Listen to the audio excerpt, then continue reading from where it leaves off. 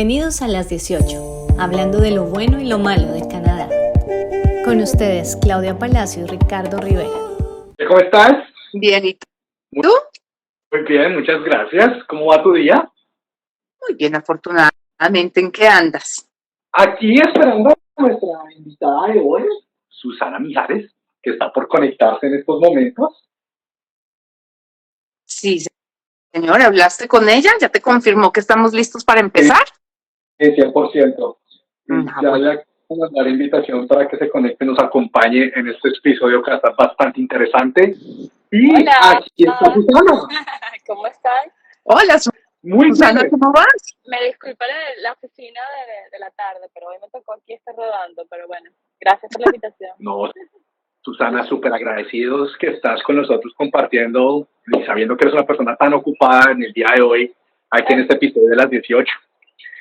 No sé si conocen de las cosas que tienen que pasar los venezolanos con el tema del pasaporte, pero esto ha sido una historia, deberías de tener un capítulo solo dedicado a esto para cuando quieras un invitado. Oye, Pues nada, quedas invitada de una vez porque sí, es un paseo bastante complicado, Susana, el pasaporte de los venezolanos, aunque Canadá pues conoce la situación tan grave en la que está metida y tiene algunas, digamos, prerrogativas, pero sí, es una locura completa y valdría la pena compartir esa experiencia. Sí, pero bueno, para lo que vinimos hoy. Gracias por la invitación. Cuéntame un poquito de lo que quieren hablar o cómo quieren empezar. vale, perfecto. Bueno, pues primero darle un poquito de background a las personas que nos están acompañando el día de hoy. Susana es una abogada corporativa. Ella hace parte de The Six Law Group aquí en Toronto. Susana, ¿hace cuánto llegaste a Canadá? Solo por curiosidad. 14 años. 14 años, perfecto. Sí, el tiempo pasa rápido. Así es. El tiempo pasa rápido y esto nos indica además que no es imposible ser abogado siendo extranjero en Canadá. Susana, ¿sacaste la licencia o estudiaste Derecho en Canadá? ¿Cuál de los dos? Estudié todo completo. Todo completo. Muy joven, llegué a los 22 años. Y bueno, hice todo de nuevo. La mayoría de las personas cuando estudian Derecho aquí en Canadá tienen 25 años más o menos en promedio porque tienen que tener un bachelor antes. Entonces, el degree de Venezuela te vale, mi law school en Venezuela me lo aceptaron como el degree de aquí de bachelor. Pero sí es posible, sí. Oh, pero qué guapo. Volverte a meter en todo el proceso, además. Sí. Parte del proceso de emigrar, pero todo se puede, como dijiste. Dime. ¿Susana? Sí, ¿me oyes? Sí. Perfecto. Todo se puede, parte del proceso de emigrar, pero que todo es posible. Eso es cierto. Te oímos muy lejos, Susana. Te va a tocar hablar más duro. Ok. Ya. Bueno. Y para todos los que nos acompañan hoy, les contamos que invitamos a Susana porque Susana es abogada corporativa.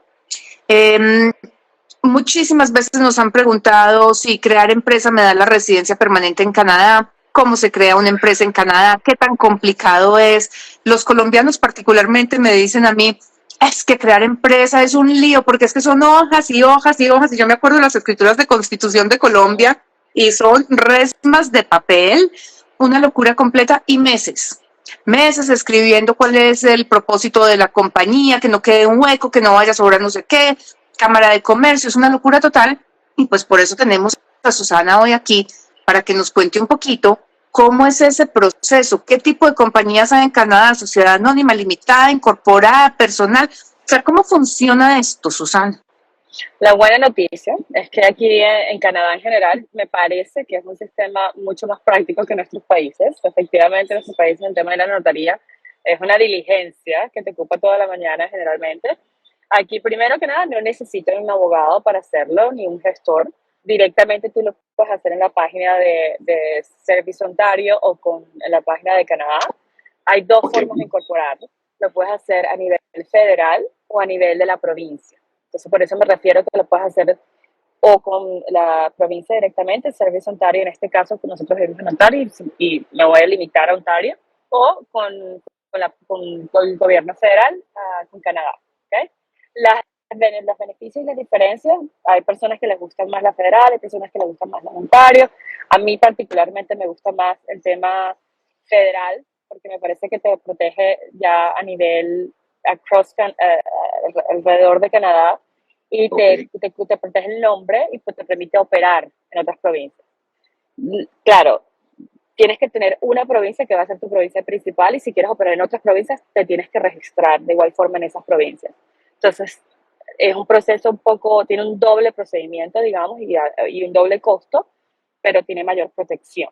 Ahora, a nivel de provincia, dependiendo del tipo de corporación que quieras hacer, por ejemplo, en el caso de los abogados, probablemente los contadores son corporaciones profesionales y tienes que ser a nivel de provincia. Entonces no tienes otra opción. Pero, y actualmente la ventaja que está incorporar con la provincia es que no necesitas tener la residencia canadiense. Tradicionalmente, uno de los requisitos, y aún es un requisito cuando quieres incorporar con el gobierno federal, es que el 25% de la junta directiva tiene que tener residencia canadiense. Es decir, por ejemplo, si hay 4 directores, de esos 4 directores, uno tiene que tener la residencia canadiense. Entonces, esto sigue siendo el caso para las compañías federales, pero a nivel de provincia ya lo eliminaron. Entonces no tienes ese requisito de que tienes que ser un residente canadiense, que para las personas que son extranjeros y quieren invertir en Canadá es un logro importante. Antes nada más estaba en Vancouver y en Alberta, y en el 2021 fue que apenas aprobaron este cambio en la legislación. Entonces esto permite, por ejemplo... Espérame, te hago una pregunta. Tú acabas de tocar un punto. Yo, o sea, me declaro ignorante en temas corporativos totalmente. Entonces, pues hoy voy a jugar el papel del cliente. Porque pues nada más, o sea, cuando tú me hablas de que la junta directiva tiene que ser el 25%, no significa que sean el 25% de los socios, que es el 25% de la junta directiva, ¿correcto? Correcto. Aquí en Canadá, creo que esto también es muy diferente con nuestros países. Tú en nuestros países registras los accionistas. También creo que registras los directores, pero lo que queda registrado en la notaría son los accionistas. Aquí no. Aquí la única información pública que se registra con Ontario, con Canadá, son los directores y la dirección de la corporación. Realmente la información privada de los accionistas, la información de los accionistas se mantiene privada. No hay acceso a eso. Eso se tiene en los records internos de la corporación. Los directores son los que a los ojos de las terceras partes son responsables de la corporación y son con quienes tú tienes que lidiar en el momento de firmar contratos, dar permisos, licencias, cualquier diligencia que se tenga que hacer con la corporación. Entonces, por eso, cuando se hace un chequeo, digamos, de un profile de una corporación, lo que sale son los datos de los directores y se tiene que lidiar con los directores, se solicita la firma de todos los directores de esa compañía para asegurarse que se puede proceder, por ejemplo, con una transacción de compraventa, con un trámite de licencia, pero sí, los accionistas de información privada. Vale. ¿Y qué pasa si yo no tengo a nadie en Canadá que pueda ser ese director? Bueno, hay oficinas de abogados, nosotros lo hacemos de hecho, y muchas veces los contadores también. Generalmente se ofrecen para actuar como agentes. Ahí está la figura del agente, que es como una dirección o una persona que, si bien no es responsable por las acciones de la corporación, son a quien le van a llegar las notificaciones y cualquier correspondencia relacionada con la corporación. Ok, perfecto. Yo tengo una pregunta. Eso no es un impedimento. No. Susana, dices 2/3 partes, entonces como mínimo tienen que haber 3 personas para poder establecer una corporación. No, pueden haber 2, pero si son 2, uno de los directores tiene que ser canadiense. Pero, again, esto es a nivel federal. A partir de julio del 2021 se hizo la reforma a la legislación y se permite que a nivel de provincia no hayan residentes canadienses. Ok. A nivel de provincia, buenísimo. Bueno, y aquí estamos hablando de que, y vuelve y juega, lo que es la ignorancia total de ley corporativa. ¿Qué ventaja, qué diferencia puedo tener entre la corporación, el sole proprietor, que es el de, o sea, la mía sola personal, una limitada, o sea, qué tipo de compañías hay aquí, Susana, y cuáles son las que más se usan y cuál es la razón de la una o la otra? El sole proprietorship no es una corporación, es la misma persona jurídica. Y no hay separación jurídica. Es la misma persona. Tú eres responsable a nivel personal uy, les puse un nieve atrás, perdón. ¿Estás jugando con los efectos? No, hay mucha nieve por donde estoy, pero no está nevando. Ok. Entonces, la diferencia es generalmente las personas toman la decisión de incorporar cuando ya genera cierto nivel de ingresos. Si no, no vale la pena realmente. Ahí están haciendo una pregunta, creo, ¿cuál es la diferencia en tener la empresa provincial o federal? No hay diferencia, la puedes hacer las dos. Simplemente que en este momento al registrar a nivel de Ontario es más atractivo para los extranjeros, ya que no tienen el requisito de la residencia canadiense. Para el Sotelo Lorena que preguntó por aquí. Entonces, a nivel, el sole proprietorship generalmente lo recomienda si ganas menos de $35,000, $40,000. Pero cuando ya empiezas a generar un income más alto, a nivel de los taxes, es mejor estar registrado porque te permite bajar los taxes. Los taxes personales son más altos que los taxes corporativos. Entonces, Claro. tener la estructura corporativa te permite jugar con tu declaración de taxes anual y tratar de disminuir los taxes que pagas al año, porque la corporación puede hacer ingresos mucho más altos, va a pagar un tax la corporación por esos ingresos, por supuesto que sí, pero son más bajos que los personales, y simplemente tú te vas pasando los dividendos como shareholders a la medida que que te puedes organizar, digamos, financieramente. El LLC, Vale. aquí están preguntando, dicen que en Estados Unidos hay un tipo de empresa LLC. Aquí se dice LLP, Limited Partnership. ¿Hay algún tipo de empresa en Canadá? Sí, existe la misma figura, pero se llama LLP. Y realmente no es una corporación, es un partnership, un tipo de partnership, un tipo de asociación, pero no es una corporación, no es una persona jurídica como tal, sino las personas jurídicas son, hay socios, no accionistas, valga la redundancia. O sea, la persona jurídica son los socios de esa partnership. Que es algo súper importante resaltar, esa diferencia está clave ahí. Sí, está claro, porque realmente el que se hace responsable del LLP es el socio general. Y el socio general puede ser una persona natural o una corporación, pero, again, no es una persona jurídica el LLP. No. Mira, Ricardo, y por eso yo voy a cortar aquí a Susana un momentico, porque ella empezó diciendo, esto lo pueden hacer solos desde la página del gobierno. No, olvídese. No.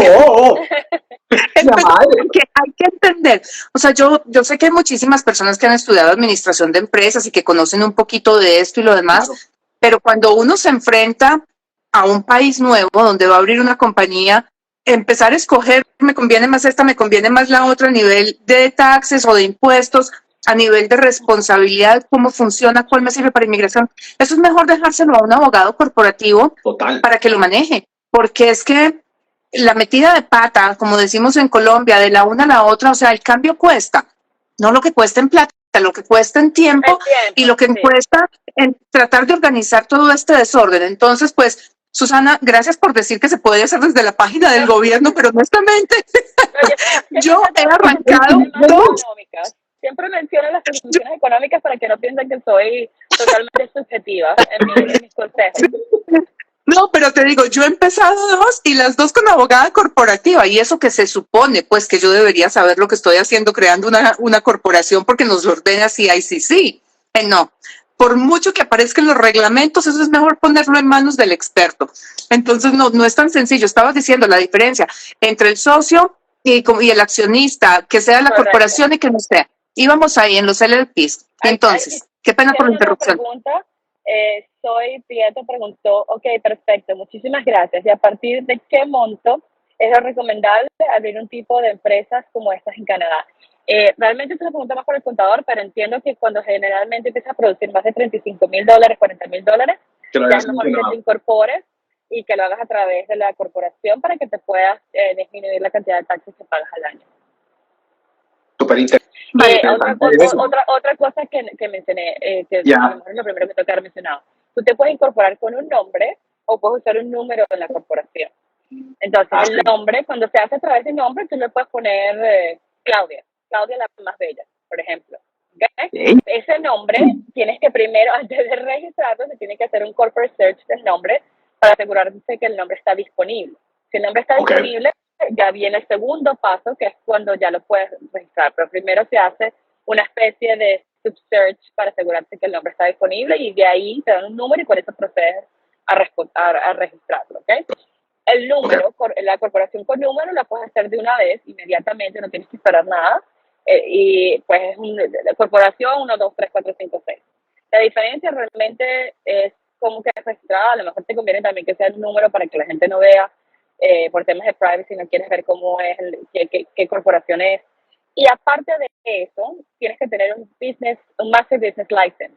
Que el Master Business License lo tienes como corporación o como sole proprietorship. Las dos formas las tienes que tener, que es tu nombre de operar, tu marca, digamos. Sí.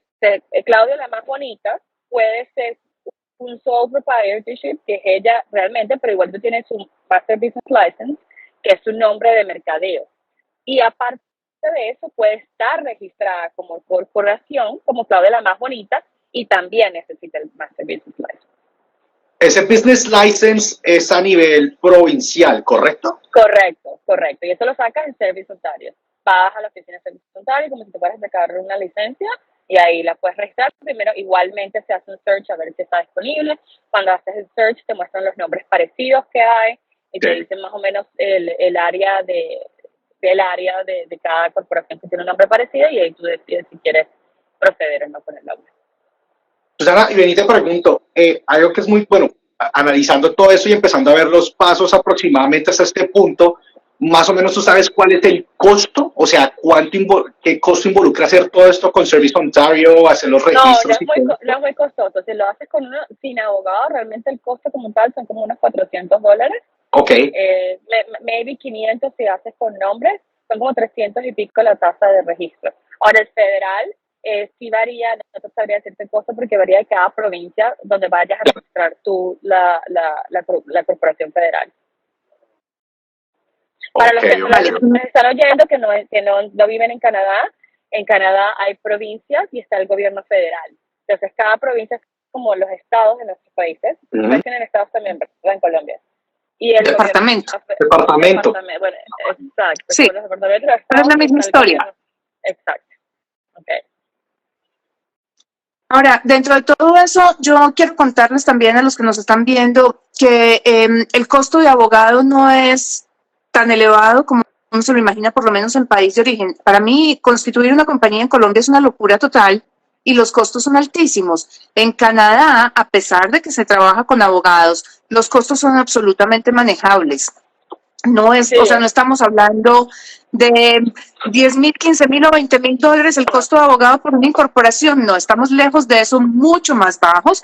Les digo, yo he trabajado un par de veces con Susana también en varias cosas y conozco perfectamente cómo funciona y sé que los costos son manejables. Vale la pena tener un abogado que le dé a uno la mano en esto.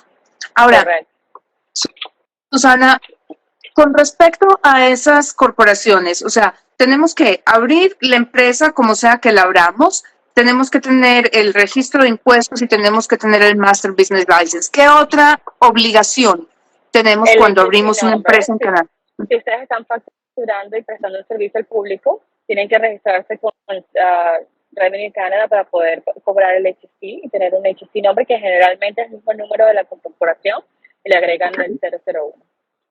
Oh, ok. Le repito que le tengo pánico pagarlo cada 3 meses, pero no importa. El bendito HST que todos los self-employed sufrimos todos los meses, cada 3 meses.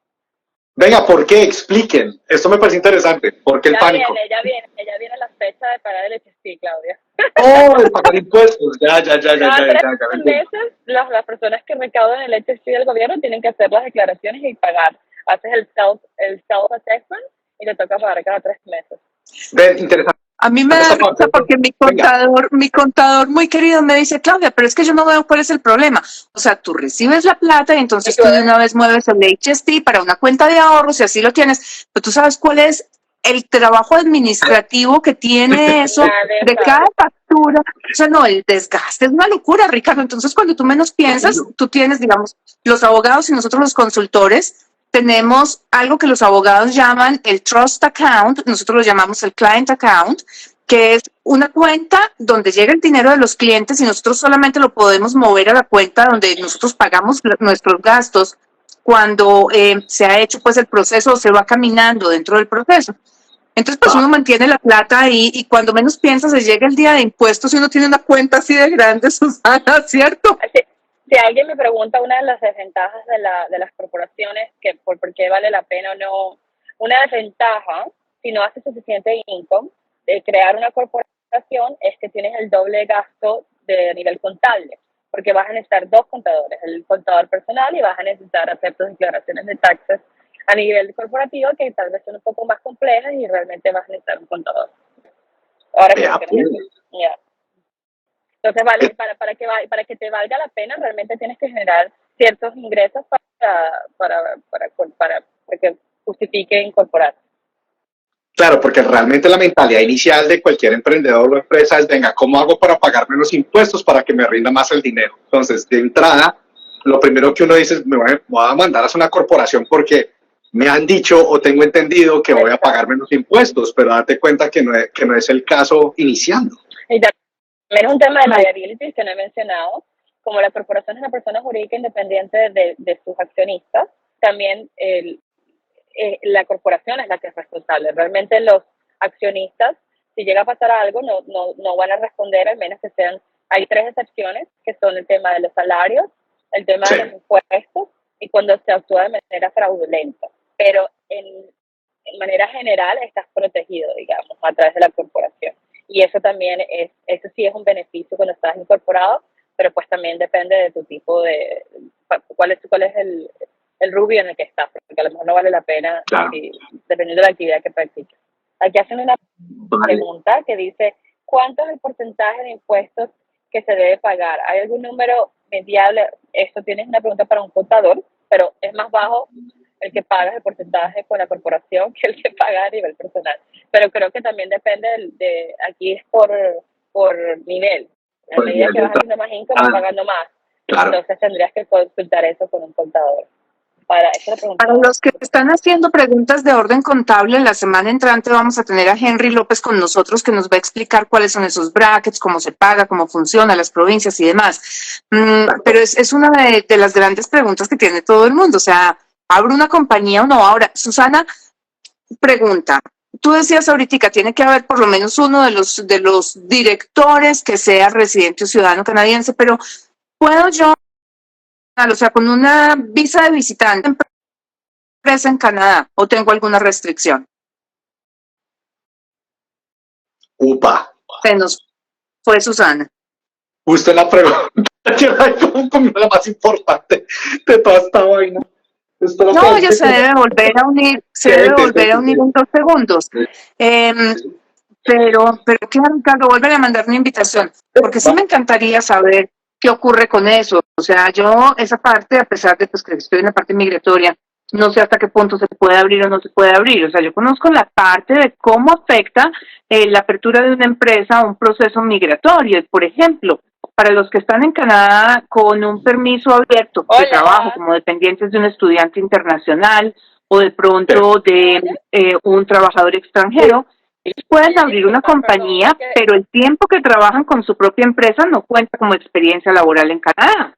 Entonces, pues eso es una cosa que hay que mirar, pero podrían abrirla perfectamente. Correcto. Esa es una pregunta que a mí me hacen muy seguido cuando me llaman. Yo les digo, mira, y siempre les mando a que consulten contigo. Yo entiendo que yo te puedo crear la corporación, pero tú no puedes trabajar para tu propia corporación. No puedes ser una corporación que tú controles, que significa que no puedes tener el 50%. O sea, tendrías que tener por lo menos mínimo, yo diría máximo 48%, y ni siquiera sé cómo inmigración trata ese tema, Claudia, porque no cuesta un poco, porque yo nunca sé muy bien cómo decirlo. Pues a ver, lo que pasa es que yo puedo crear la corporación y tener el 100% de ella, Susana, si quiero. La cuestión es que el tiempo que yo trabajo en Canadá con mi propia empresa, así tenga el 10%, no me cuenta como experiencia laboral en Canadá. Entonces, para los que están pensando hacer un proceso por el Express Entry, por ejemplo, no funciona. Pero yo puedo abrir la compañía con propósitos migratorios a través de un programa de nominación provincial. Lo que pasa es que primero tengo que aplicar al programa y ya cuando el programa me invite, crear la corporación o la compañía. Yo no puedo abrirla antes. O sea, ahí hay un poquito de requisitos dependiendo de lo que piense hacer cada persona. Pero lo cierto del caso es que puede ser interesante. Cuando yo, o sea, si yo llego como dependiente de un estudiante internacional, por ejemplo, y tengo mi trabajo de tiempo completo y estoy sumando los puntos para residencia, puedo abrir mi compañía paralela e irla creciendo lentamente sin que dependa mi residencia de eso. Ricardo y Susana, ¿me oyen? Sí, sí, sí. Sí, Sí, perfecto. sí, perfecto. Sí, sí, sí. Ahí tenemos bien lo que es pensando en todo esto y también conectándolo con la parte de que muchas de las instituciones públicas que hay en Ontario y en todo Canadá tienen ese servicio como de entrepreneurship en sus colleges. Entonces, esto es algo que hay que mirar con mucho detenimiento porque a varias personas se les aconseja o se les recomienda, no, sí, claro, cree su negocio y verá que sí puede migrar a Canadá de una manera mucho más rápida. Claudia, y No, tengo una pregunta, el tema de las franquicias, porque yo sé que hay muchas personas que a través de las franquicias, cuando vienen como inversionistas, sí es un poquito diferente la forma en que funciona con inmigración. lo que pasa es que tú puedes abrir la franquicia y pedir el permiso de trabajo. Puedes abrir tu empresa y pedir un permiso de trabajo para trabajar con tu compañía. Eso se puede hacer a través de los tratados de libre comercio, por ejemplo. Exacto. Pero, te repito, no nos funciona para la residencia como tal. Yo puedo tener puntos por lo que se conoce Arranged Employment, pero el Ministerio de Inmigración decide si me da 50 o 200, pero no me da los puntos por experiencia. Y hoy en día, con los puntajes que tenemos, pues llegar sin experiencia, sin el puntaje que me da por experiencia laboral, no lo logro. Ahora, digamos, Ontario es una de las provincias que no permite franquicias para el programa de nominación provincial. Ontario tiene dos programas.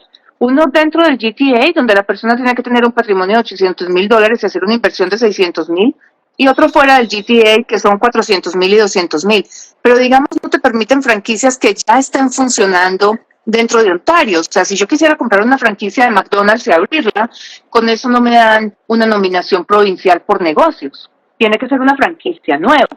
Normalmente los mexicanos que tienen tratado de libre comercio utilizan muchísimo las franquicias para, pues, como para abrir negocio en Canadá y tener unos cuantos años, además porque viniendo como trabajadores con un permiso de trabajo, pues sus hijos estudian de manera gratuita en Canadá, pero muchas veces no los llevan a residencia, pueden estar en el país entre 5 y 7 años y en ese momento es cuando empezamos a sufrir. Van a estar con permiso de trabajo y tienen cobertura de salud y los chicos estudiando gratuitamente y todo lo que quieran, pero la Tú dices residencia va estudios por por a otro nivel lado. de colegio. Sí, Estudian gratuitamente porque sí. están en el colegio, ok. A los colegios, pero digamos Ontario particularmente recibe a los hijos de los que tienen permisos de trabajo cerrados, que es el caso del que abre la compañía en Canadá, los reciben algunas instituciones académicas de postsecundaria como locales. Es una ventaja que tiene, pero vuelve y juega. No me lleva a la residencia derecho, pues como la gente se imagina, voy, abro una compañía, trabajo un año con la compañía, entonces estoy adentro, no. Claro.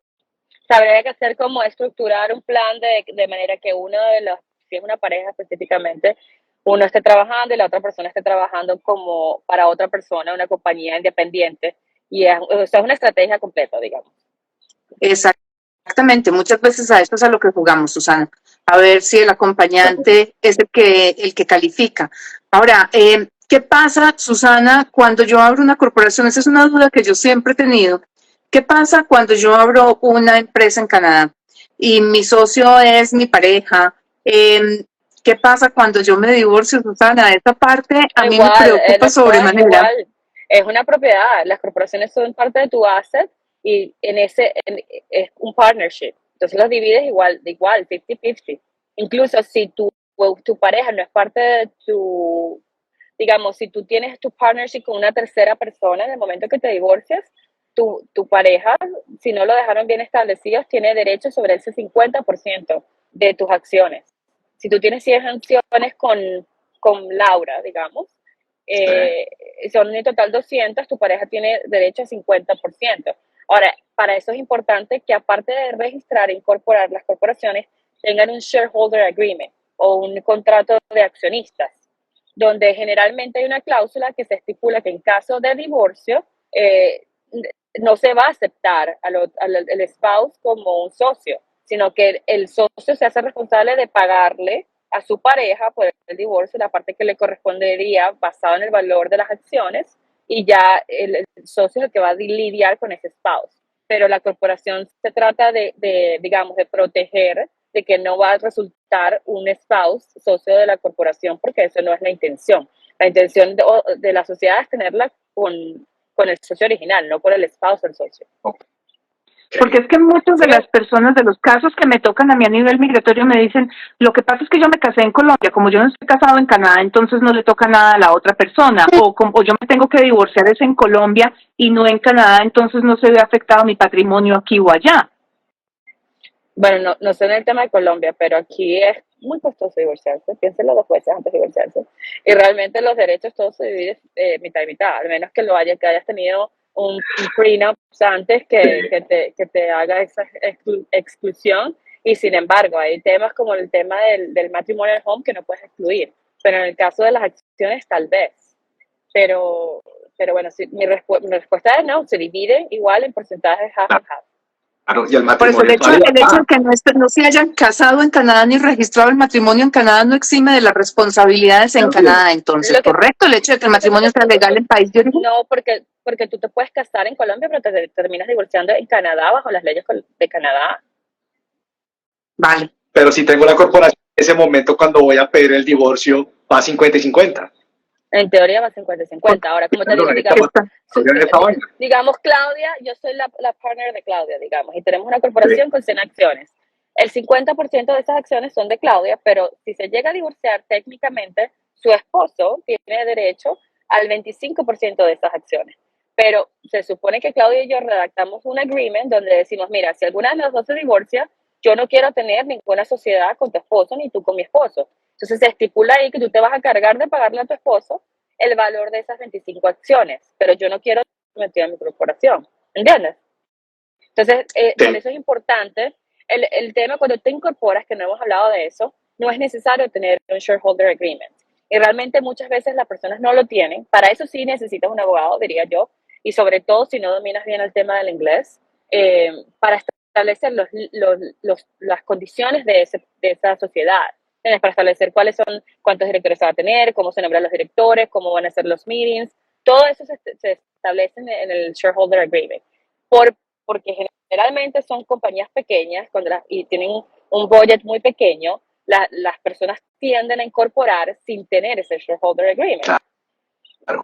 Consejo número 1, si tienen un partner, especialmente un partner que no es tu esposo, deben de tener ese shareholder agreement desde el día número 1, porque están como en un honeymoon stage. Todas las relaciones están así, entonces tienen que tener ese shareholder agreement al principio de que empiecen su negocio, su corporación, con quien sea. Si es un esposo, bueno, si es con tu esposo y con tu pareja, a lo mejor es diferente el trato porque automáticamente cuando te divorcias ya hay otro tratamiento, pero cuando estás haciendo una corporación con una tercera parte, siempre es súper recomendable que acudan a un abogado para que les ayude con el tema del shareholder agreement. Vale. Yo tengo una pregunta, Susana. Entonces, por ejemplo, porque es otro caso también que se ha presentado acá con estudiantes internacionales o con personas que están emigrando. Digamos, yo llego al país, empiezo a hacer todo este rollo de montar empresa, pero quiero que uno de los accionistas o el partner mío que yo vaya a escoger esté localizado en otro país. ¿Qué pasa en ese caso? Y también le boto la pregunta a Claudia por la parte de migración. Bueno, dependiendo. Yo diría que el shareholder agreement debería tener, poder aceptar que los meetings de shareholders, que ahora es muy común, sobre todo después de COVID, durante COVID, que los meetings se hagan de manera virtual. Porque anteriormente ciertos shareholders agreement exigen que los meetings de los shareholders sean presenciales. Wow. Y entonces, claro, tienes que viajar para poder asistir al meeting. Y las decisiones se tienen que tomar con cierto número de votos. Entonces, si no llegas a los votos, no se pueden tomar decisiones. Entonces, una de las cosas que con el COVID también avanzó es que ahora se están cambiando esos shareholders agreements para permitir que los meetings de los shareholders sean virtuales. Entonces, se facilita el tema de cuando se tienen compañías, corporaciones con accionistas en diferentes países. Y ahí no hay implicación de que este shareholder que esté en otro país no tenga estatus en Canadá, residencia permanente. Pero no, como te digo, ya no importa. Si estás en corporación realmente ya no importa. Aquí están haciendo una pregunta, Sotelo René. Amigos, está genial el live. Me han resultado much. Okay, esto es un Spanglish aquí. Sin embargo, algunas dudas muy puntuales. En la empresa que queremos crear en Vancouver, ¿hay alguna manera de recibir asesoría detallada? Yo no puedo darte asesoría, lamentablemente, lo siento, pero no puedo darte asesoría con respecto a la legislación de Vancouver, pero pues estoy segura que si te vas a la página de aquí hay Service Ontario, debe haber como un Service Vancouver, porque me ha tocado hacer investigaciones y te vas a ver toda la información ahí disponible. No debería ser tan complicado, ¿verdad? Pero debe ser muy parecida a lo que te estoy diciendo, porque en manera general, a nivel de Across Canada, son muy parecidas los requisitos y el procedimiento de incorporar. De todas maneras, tú puedes hacer la parte de incorporación federal, Susana, ¿no? Sí. Vale. De pronto valdría la pena que te sentaras y revisaras con Susana cuáles son las ventajas y cómo manejarías eso. Y no sé, Susana, de pronto si tú puedes conseguir algún colega en British Columbia que haga ya la parte específica de BC, tú hagas la federal. Tengo muchos en Calgary, ¿sabes? Y en Alberta, pero en Vancouver tendría que chequear con mis colegas a ver cuál está en este momento viviendo en Vancouver. Pero con mucho gusto, por favor, contáctame contáctame a mi email, es susana@sixlawgroup.ca, y trataré de referirte a alguien que conozca que esté residenciado en Vancouver. De todas maneras, en el bio Ricardo va a dejar los datos de contacto de Susana para que puedan comunicarse con ella también, porque sé que esto pues, es un tema de mucho interés para muchísimas personas, esa parte de incorporación y cómo funciona, no solamente de incorporación, más bien de apertura de una empresa en Canadá y cuál es la mejor estructura y cómo se debería hacer, y si se hace federal y después provincial o si se hace directamente provincial, y cuáles son las ventajas de la una o de la otra. Ese es un tema bastante extenso. Y pues cuando uno se enfrenta a un país que no conoce un idioma, que no domina, hombre, trabajar con expertos, porque no hay de otra, para no meter las patas, para meter de patas, cambiar de un lado para el otro, toma tiempo, no es que sea imposible en Canadá, pero toma tiempo, créanme, se los digo por experiencia propia. Algo que tú dijiste que es muy importante, Claudia, que igualito pasa con el tema de migración, realmente no es que necesitas un consultant, no, el problema es que el tiempo es fundamental. Entonces, el tema, los errores que tú cometes, por ejemplo, en una planilla de migración, pueden ser fatales. Claro. Una vez que te niegan una planilla, eso te queda en tus precedentes y en tus aplicaciones en el futuro. Entonces, bueno, todo es posible hacerse sin la asistencia de profesionales, pero hay consecuencias cuando cometes errores y hay consecuencias de tiempo. Idioma. Si no hablas bien el idioma inglés, también hay aumenta las posibilidades de que se cometan errores que tienen consecuencias más grandes de lo que uno se imagina. Definitivamente, ese es un tema de nunca acabar, Ricardo. Yo voy a brincar aquí de un lado al otro. Igual. Y les voy a explicar por qué. Porque ahorita que estábamos hablando de qué pasa cuando alguien se divorcia, cuando la relación se rompe, pero hace poco estaba trabajando con Susana un caso de una compra de una propiedad. Y en el momento de terminar la reunión con Susana se volteó y le dijo a esta persona que era soltera, le dijo, mi última recomendación es que tengas en cuenta que el día que consigas una pareja, si tu pareja se va a vivir contigo, tu propiedad empieza a ser la propiedad de qué, Susana, y entonces el matrimonial home, sobre todo cuando se casan. Cuando es common law es un poco diferente porque no hay derechos de propiedad en el common law.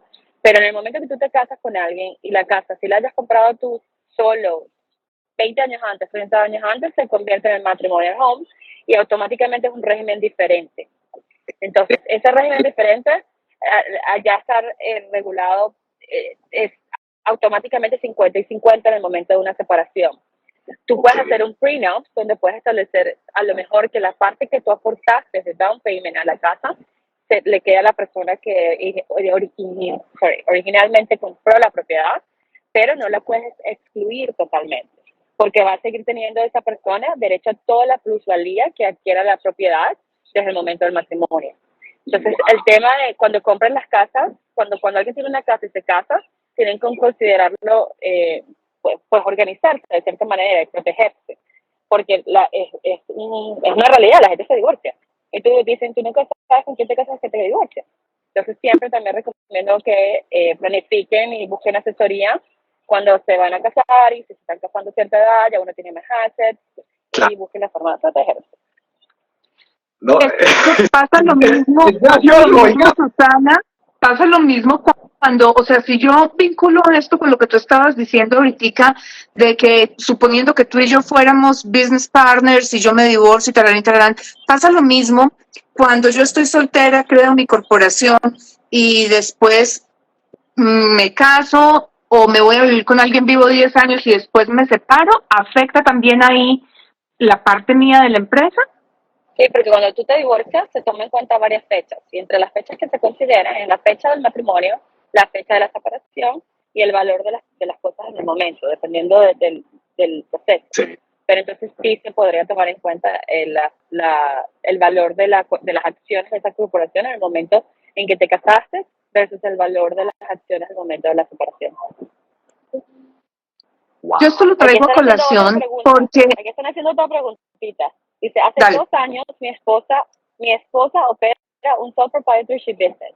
¿Podría usar el negocio de mi esposa para realizar el Provincial Nominee Program en Alberta? ¿O me recomiendan conseguir un trabajo formal en una empresa? Hay preguntas. Eso depende muchísimo. Eso depende muchísimo del perfil, pero digamos que en términos generales, para uno poder hacer una solicitud de nominación provincial a través del programa de negocios, la empresa no puede estar ya creada. Primero hay que presentarle a la provincia el negocio para que ellos digan si les interesa o no les interesa. Alberta tiene en este momento el de Farmers, tiene el de Entrepreneurs, el TEC, que está más relacionado con la gente que está en Estados Unidos y que son startups, y tiene uno de startups en general. Tiene unas condiciones específicas, pero tiene que ser en el área de tecnología. O sea, estar operando ya la compañía prácticamente te excluye de esa posibilidad de denominación provincial por negocios. Es muy importante mirar los reglamentos al detalle en el momento de hacer una solicitud, pero en términos generales pasa igual en todo el país. Yo me quiero devolver un poquito, Susana, lo que estábamos hablando ahorita, y es porque tenemos mucha gente que llega a Canadá a estudiar y llegan solteros. Y dentro de todo este proceso y dentro de lo que oyen en la calle y todo lo demás, ocurre algo como lo que está hablando esta persona. Tenemos un sole proprietor y entonces, ¿qué pasa? Y hay compañías que se abren en Canadá que son bastante exitosas. O sea, uno ve compañías que uno pensaría que no facturan mucho, pero compañías de aseo que facturan $250,000, $500,000, $1,000,000, van creciendo. Y normalmente los abren los estudiantes, los recién llegados y muchos de ellos solteros. Y llega un momento en que las cosas explotan en la cara cuando se rompe una relación. Entonces, pues por eso lo traía a colación, porque nosotros muchas veces no pensamos en eso. En el momento en el que me caso, ¿qué tengo que hacer? ¿Cómo afecta? Es el momento de hablar con mi abogado corporativo, con mi abogada corporativa en el caso de Susana, y decirle, necesito hacer ya un shareholder agreement, porque, o de pronto yo soy la socia, que lo abrí con otro compañero del college, y resulta que ahora él es el que se casa, y necesito que eso quede de una vez organizado. En Canadá las leyes son bastante claras, y llegar a un juzgado a pelear algo, cualquier cosa que sea, pues no es tan sencillo, y yo digo con el dolor en el alma, como en Colombia, donde muchas veces yo conozco a alguien que me haga el favor de que esto pase facilito, o yo pago por aquí o por allá para que las cosas se resuelvan. Exacto. Perdón, es que entonces, justamente empezó mi teléfono y creo que me perdí en la pregunta, pero me estás diciendo en el caso de estudiantes internacionales cuando llegan solteros y abren se incorporan o emiten su business. ¿Qué pasa? ¿Cuál fue la pregunta? No, abren los negocios y son empresas que empiezan a crecer. Hay un montón de empresas que empiezan a facturar muy bien, pero se van a vivir con otra persona, arman un common law, hacen un proceso de patrocinio familiar o sacan la residencia con esa persona con la que se casaron durante el proceso, pero ya estaban las empresas creadas y pues, o sea, esa separación luego, porque hay muchos también que se hacen por favores, que aunque me cueste trabajo decirlo, lo he visto, y terminan en unos problemas gravísimos porque los oficiales de inmigración son bastante psicólogos encima de todo. Entonces, pues es lo que la parte migratoria por un lado, la parte de fraude por el otro, pero la parte corporativa queda ahí en el medio. Y esa no es tan sencillo como decirnos que yo le dije a ustedes desde el principio que esto era mío, o cómo funciona ahí, lo que tú decías ahora, hay que hacer un shareholder agreement y hay que hacer cuántas cosas más. Tienes que hacer el shareholder agreement, correcto. En el shareholder agreement se establece porque lo tienen los dividendos y las ganancias de la corporación. Y los directores son los que lo manejan, pero en el caso, o sea, son relaciones diferentes. La corporación si no eres un partner de la corporación y no estás casado, como cómodo los derechos no son necesariamente los mismos. Claro. Para enredar más la pitita, si te casas son unos, se casan como lo son otros. No, no, Conclusión, puede hacer no casarse. Cásense, pero No hagan nada. separado antes de casarse, es lo que yo recomiendo. Busquen asesoría para que se puedan organizar antes de casarse y antes de tomar las decisiones, porque cuando ya estás metido en el paquete es muy difícil reorganizarse y tener esas conversaciones. Entonces siempre en mi conversación, cuando están, mi recomendación antes de que lo hagas, asesórate con los profesionales que te tienes que asesorar para que te puedas planificar y protegerte. No. Super. Bueno, ¿qué les parece si yo recapitulo un poquito para que ustedes me digan qué nos falta preguntar y qué nos falta contestar? Yo puedo abrir su compañía aún estando fuera de Canadá. Puedo hacerlo solo si quiero, aunque ya les dijimos no se lo recomendamos. Hay varios tipos de compañía. Cuál sea la que se deba abrir depende de la facturación que se espera. Cuando hay socios, tenemos que tener un shareholder agreement. Correcto. Dependiendo de la corporación y donde se abra, tiene que haber por lo menos el 25% de los directores que sean canadienses, ¿correcto? Sí. Correcto, perfecto. Vale. Es un buen contador. Y un buen contador. Un buen contador y un buen abogado. Y un buen abogado. Una crack. ¿Cómo, Susana? En Canadá un contador bueno es muy importante. Sí. Un contador bueno y un buen abogado. Sí. También. Un contador bueno y un abogado bueno para que te ayuden con el tema de los taxes y todo. Las No, yo creo que cosas tienen que quedar por escrito. Vale. Sí, las cosas tienen que quedar por escrito. A mí alguien me dijo un día, cuando las cosas van bien o en la luna de miel, como decía Susana, repartir la plata es muy fácil, y más cuando se está empezando y no se tiene. El problema es repartirla cuando ya hay mucho y estamos ya de pelea. Entonces, pues esas cosas es mejor dejarlas claras desde el principio. Y muchas veces cuando uno se sienta a crear una sociedad con alguien o a discutir un negocio con alguien, pues no se siente como diciéndole, el día que nosotros dos nos separemos, yo me quedo con la marca, usted se queda con Facebook y yo me quedo con Instagram.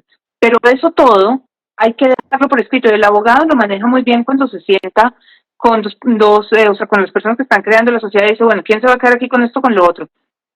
Porque eso hay que dejarlo.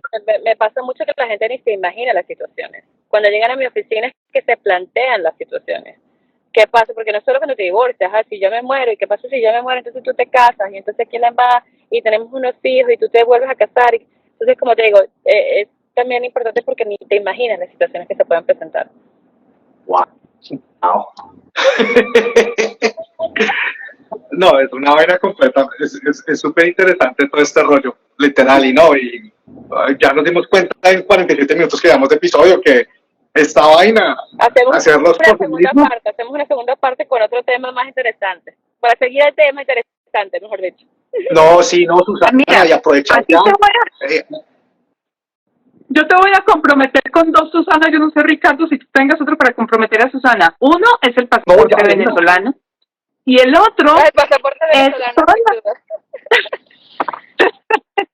Y el otro es la parte de derecho de propiedad de raíz, porque Susana también ejerce ley de propiedad de raíz. Y eso es otro tema de no acabar.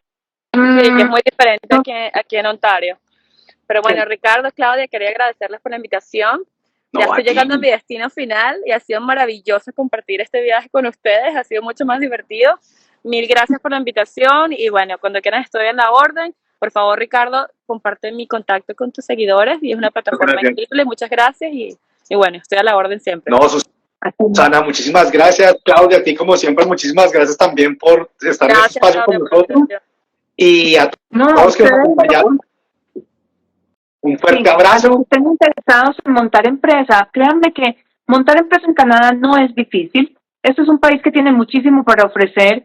Tiene mercado para absolutamente todo, depende en gran medida de hacer una buena investigación de mercados y de qué tanto amor le pongamos a esto y qué tanto trabajemos para que el negocio crezca. Pero tiene una parte legal, que es difícil, que es complicada. No es, o sea, la parte legal de incorporación y la parte legal migratoria se unen, pero no van pegadas. ténganlo en cuenta, o sea, abrir una empresa no da derecho a residencia en la gran mayoría de los casos. El hecho de estar afuera no significa que no se pueda abrir, o sea, abrir compañía en Canadá no es solamente para los residentes y los ciudadanos, es para cualquiera que quiera hacerlo. Es un mundo tremendamente amplio, pero se tienen que asesorar del que tiene que, o sea, del que sabe cómo hacerlo. Yo solamente puedo darles las gracias por habernos acompañado hoy. Susana, 1.000.000 de gracias. Gracias. Ricardo, Nos así vemos te pronto. dejo con Instagram. Tú eres el dueño de esto. Yo no soy dueño de nada. Esto es un espacio para todos. Un abrazo para todos y muy buena noche.